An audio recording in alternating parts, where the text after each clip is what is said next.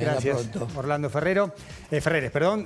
Señor Maxi-Sardi, tenemos que hablar de ficha limpia y de lo que han sido un carrusel de declaraciones. Sí, porque generaron un ida y vuelta importante, cruzado también por la campaña electoral, porque, claro, una de las impulsoras de Ficha Limpia era Silvia Los Penate, candidata del PRO. De hecho, había mucha especulación a posteriori del fracaso de si el rechazo a Ficha Limpia tenía que ver con una decisión del gobierno de no entregarle justamente ese punto a la referente del PRO en la ciudad de Buenos Aires. La propia Silvia Los Penato, tras el fracaso de Ficha Limpia, había hecho una conferencia de prensa marcando esto mismo, y durante el fin de semana el presidente Mauricio Macri, que le acompaña en buena parte de las presentaciones públicas, había insistido también con ese tema. Sobre el cierre de la semana pasada, las versiones de que Carlos Rovira, que es él que maneja la política en Misiones,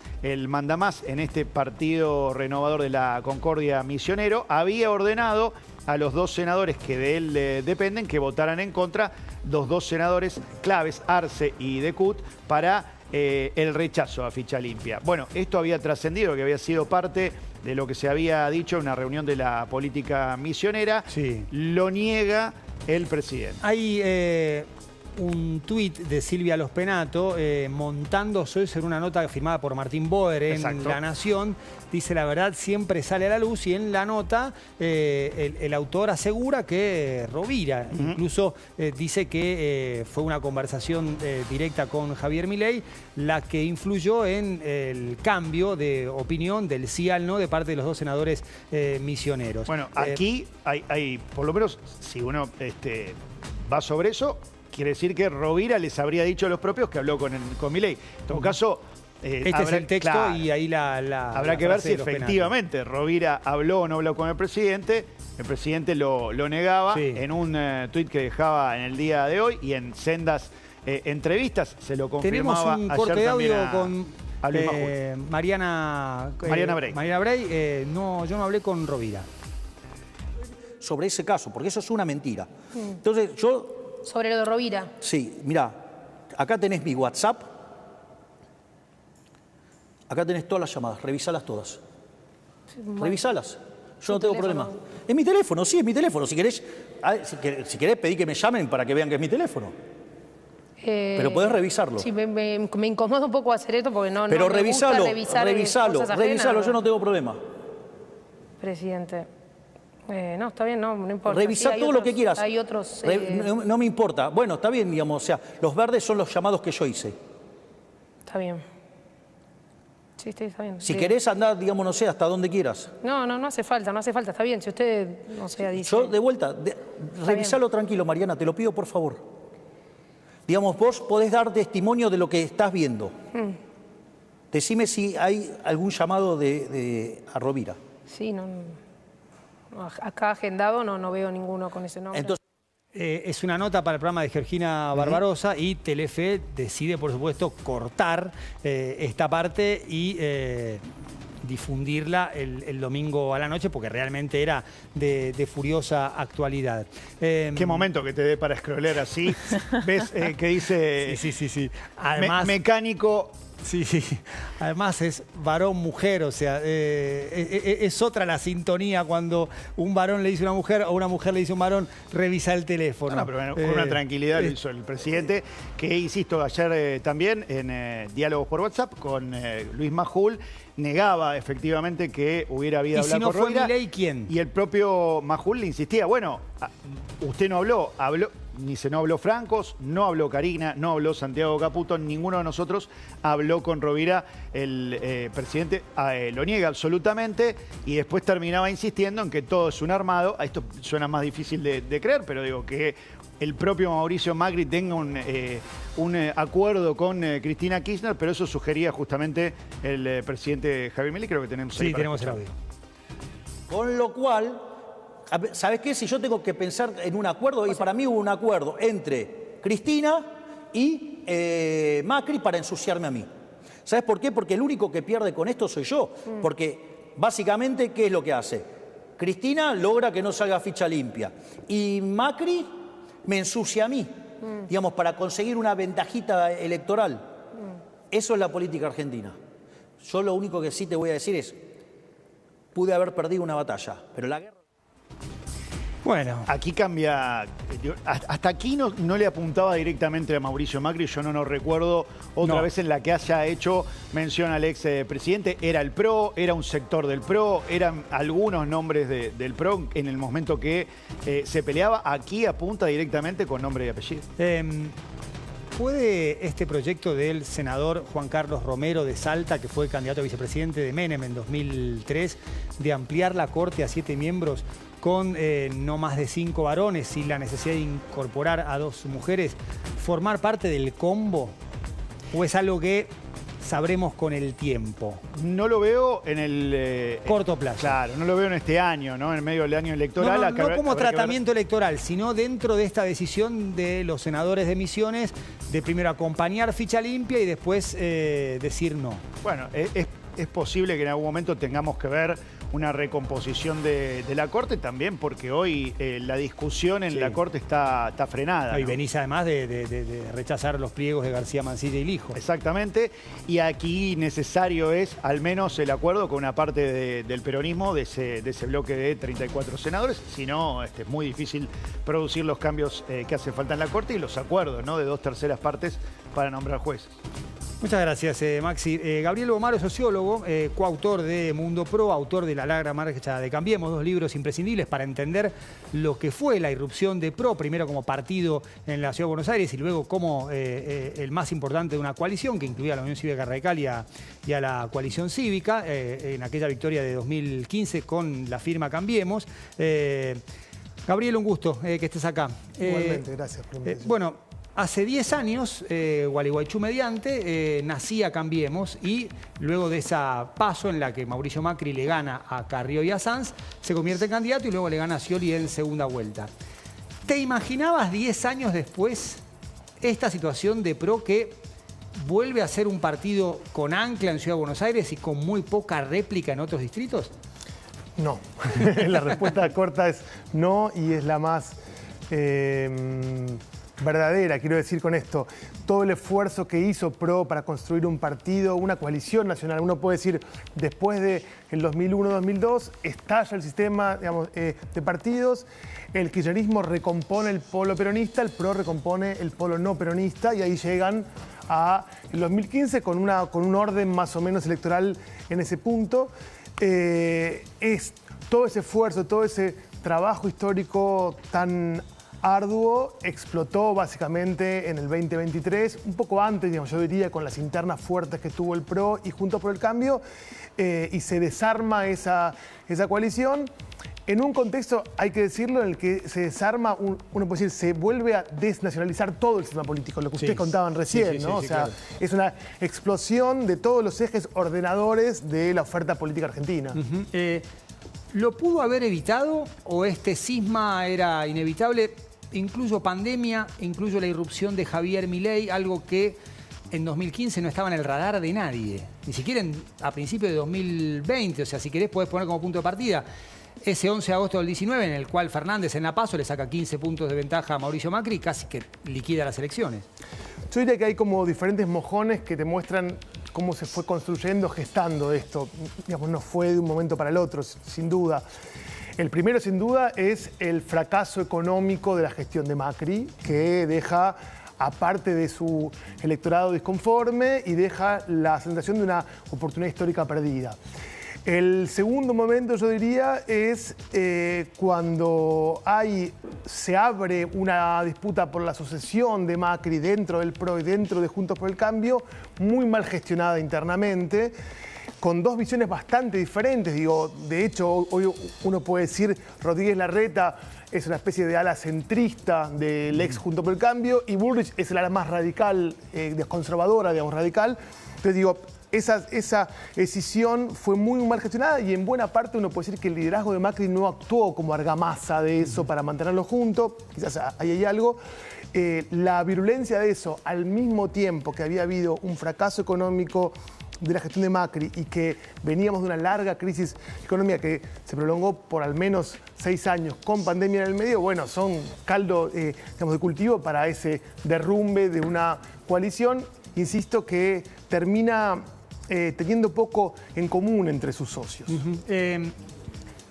Hoy, en la elección porteña, tenés a Silvia Los Penato con la permanente presencia de Mauricio Macri en la campaña y Horacio Rodríguez Larreta. Y hoy el esfuerzo de PRO es explicarle al electorado que Rodríguez Larreta se presenta solo, que ya nada tiene que ver con PRO. Un Horacio Rodríguez Larreta que formó parte de la fundación, o sea, fue un hombre importante, hasta incluso candidato a vicejefe con Mauricio Macri en la elección que pierden con Ibarra en segunda vuelta, en aquel 2003. Hasta ese lugar llegó la atomización porque Bullrich y Macri están peleados, Larreta y Macri están peleados y Bullrich y Larreta desde aquella interna en 2023 también, o sea, como que no hay hoy ninguna posibilidad de, si querés, juntar las partes o las tres más importantes. Hay dos implosiones, una primera de la coalición, no puede decir el radicalismo, Carrió y el PRO, que estaban juntos por coincidencias y a pesar de ciertas disidencias ya no están más juntos y adentro del PRO, como decíamos recién, hay una implosión muy difícil, digamos, de romper. Sobre todo yo te diría porque la presencia de Milei sin duda trae dos grandes novedades. Primero, que le roba buena parte del electorado. La torta, digamos, se reduce, hay menos para digamos, repartir entre los que podrían ser dentro, digamos, del espacio de PRO. Y en segundo lugar, porque desde los resortes del Poder Nacional amenaza todos los intentos del PRO de construir una fuerza, digamos, más nacional e inclusive, digamos, le roba a algunos aliados. Chaco es un caso muy claro, ¿no? Gabriel, ¿es obsoleto el PRO, como dice Adorni, o son los partidos los que están obsoletos y lo único que importa hoy son los nombres?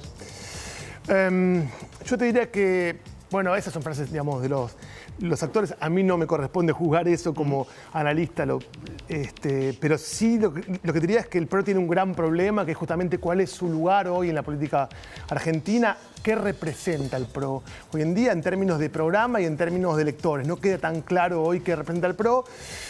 Tendrá que ver si lo puede construir y si puede convencer a una parte de los electores que vale la pena seguir sosteniendo esa apuesta. Y en función de lo que vimos este fin de semana, ¿no? Con un peronismo muy relegado, sobre todo en provincias del norte, el norte grande era el gran bastión para el peronismo y ahí aparece menguante.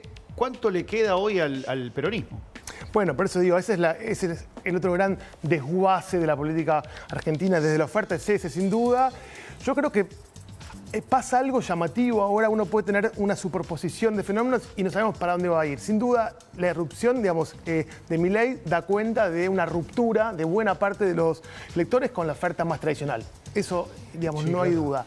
Al mismo tiempo, nosotros estamos estudiando eso, uno puede decir que el fenómeno Milei viene a reforzar cierta grieta ideológica en el electorado que preexistía, con lo cual uno puede decir hay demanda para algo, una modernización, digamos, de un peronismo, si querés, del centro para la izquierda, como hay demanda para una derecha más dura como la que expresa Milei. Entonces digo, hay que ver si esa demanda encuentra oferta o si finalmente hay una gran digresión del electorado. Te entiendo. Sí. Si el peronismo, ¿vos creés que va a seguir girando a la izquierda? No lo sé. Yo lo que te digo es que el lugar conservador ya está ocupado. Eso sí me queda claro. Te hago otra grieta más conceptual. Termos y moderados. Lo que es la rebelión del público, la santa Biblia que escribió Martín Gurri en 2014, la incorporación del elector activo en redes, en YouTube, algo que Milei capitalizó mejor que nadie en la Argentina, y yo creo que es un ejemplo de liderazgo mundial ahí, junto con Donald Trump y algún otro caso, pero no hay una dificultad en términos de cómo llegarle al electorado que quizás también tenga que ver con, bueno, cómo le hablo, que es una cuestión también de lenguaje, además de identificar a quién le quiero hablar, cómo le quiero hablar. Sin duda, y sobre todo porque uno puede decir, después de una época más programática de la política en el país, Argentina, que era un país muy bajo en su contenido programático, eran todos, digamos, dos partidos que jugaban por izquierda, por derecha, por el centro, por todos lados, se vuelve una política más programática, uno puede decir post-2001 y 2002, y ahora vuelve a ser una política muy asociada a la dimensión más emotiva emotiva y a las pasiones de todo tipo, las bajas y las no tan bajas. Entonces uno puede decir, lo más complicado hoy en día es cómo conjugar esas dos cuestiones, la cuestión más de qué representás vos en términos de intereses, discursos, y la conexión más empática con tus lectores. Yo creo que Milei sin duda logró muy bien eso, y no se ven otros candidatos que hoy en día tengan esa misma relación. Y como si tuviera una ventaja, porque este liderazgo se va a extender en el tiempo hasta que los partidos se reestructuren y también hasta modifiquen su voz, su tono. ¿A quién hablarles? Sin duda, y hay un punto más que es muy clave, que es que hay estudios que están mostrando muy claramente que la cuestión de los termos, si tiene que ver con los extremos, es, digo, uno puede decir, las minorías intensas están organizando la escena política. Sí, claro. Hay un, digo, eso no implica que toda la sociedad haya girado al extremo, pero uno puede decir, esa avenida del medio o ese medio no encuentra ni voz, ni siquiera fuerza para traccionar o para correr los extremos para el centro. Más bien pasa lo contrario. Los extremos tironean a ese centro y por ahora construyen... en el país uno ve que hay un solo extremo fuerte y después en el resto hay un gran caos. ¿Y por qué? ¿Por qué no logra el medio, la ancha avenida del medio, encontrar una voz y dice, bueno, hay cosas del gobierno de Milei que me gustan, por ejemplo, no sé, una macroeconomía ordenada, y bueno, por lo menos empiezo por ahí, más allá de estar en desacuerdo con, no sé, no digamos lo suficiente a los periodistas, que tiene que ver con una expresión más tuitera, pero evidentemente hay argumentos más allá de ese tono que evidentemente Milei hasta incluso practica cuando tuiteaba de la selección argentina en 2016. O sea, ¿Tiene que ver con decir, el medio? ¿Tiene que ver con esta cosa maclujaniana del medio es el mensaje y como el medio son las redes sociales, la cosa centrista parece aburrida? Es un buen punto, ese sin duda eso tiene un peso, una influencia grande. Uno puede decir la lógica de las redes lleva a posiciones más extremas, más rimbombantes, pero uno puede decir que, digamos, también a nivel de la demanda lo que hay es una gran ruptura. Nosotros acabamos de hacer un libro sobre el hartazgo político en América Latina. Salió hace una semana. ¿Cómo se llama? La era del hartazgo, justamente. ¿La era del hartazgo? Lo empezó ayer. No sabía que salió recién, salió. ¿Cómo no lo trajiste? Escuchame. No lo traje, tenés razón. Yo pensé que íbamos a hablar de eso un poco también, pero también, ¿por qué no lo trajiste? No lo traje, mala mía. Te reto al aire, Gaby. Mala mía. La era del hartazgo. Con Gabriel Kessler lo publicamos. Perfecto. Disruptivos, polarización y antipolítica a la América Latina. Mandalo al chat, mismo libro. Maxi, te pido por favor. Ese mismo libro. Sí. Y ahí justamente vemos que hay fenómenos que son nacionales y fenómenos que son también regionales. Uno puede decir, esa ruptura de los electores con buena parte de la oferta política no es solamente un fenómeno nuestro. Argentina cada vez tiene menos especificidades, es menos un país diferente al resto y cada vez se parece más a Perú o a Colombia o a Chile. Y eso es algo que para vos se va a profundizar, que vamos a ser cada vez más parecidos y que vamos a perder esa condición así de bicho raro, no tan vinculado con lo que es la dinámica sudamericana. Probablemente sí. Probablemente tenga eso una tendencia. Uno puede decir, la ruptura de los grandes partidos parece medio inexorable. Sin duda que el peronismo se puede, recomponer, pero ya no va a ser ese, ya no lo era ese gran partido más nacional. De hecho, uno puede ver que hay muchos partidos provinciales funcionando. Además, el peronismo hoy tiene una vida política en la provincia de Buenos Aires. Sí. O sea, el resto no podrá tener, pero no se nota, no aparece. Exactamente, entonces uno puede decir, esa ruptura, que era una de las grandes especificidades locales, no estando eso, uno puede decir que el país se parece cada vez más a fenómenos y a corrientes que nos exceden y que hacen, de la Argentina un país mucho más débil en términos de fortaleza política. Uno puede decir, al fracaso de Macri le vino un nuevo intento de la misma coalición que había fracasado antes. Claro. Esa idea del bicoalicionalismo se rompe y en cierta medida... Está la pandemia también, o sea... Sin duda, pero y en cierta medida nos acerca más a sistemas fragmentados, con una oferta política de muy corto tiempo y con un hartazgo social que se gatilla muy rápido. Y Argentina ha sido un país institucionalmente fuerte desde el regreso a la democracia, sobre todo si querés en los últimos 40 años. ¿Vislumbrás un riesgo de cierta fragilidad institucional con este nuevo paradigma? Yo lo que creo es que hay cierta tolerancia social a pasar ciertos límites que está creciendo y la idea, por ejemplo, nosotros estamos ahora haciendo un estudio con votantes, ¿no? Y la idea en los votantes de Milei de que se puede pasar ciertos límites vinculados con el Congreso, con los contrapesos, en pos de hacer buenas reformas, crece. No digo que es mayoritaria, pero crece. Claro.